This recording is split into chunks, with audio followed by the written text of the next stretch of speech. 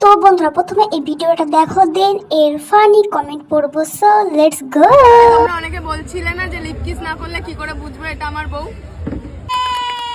Roaster দাদারা কেমন লাগে?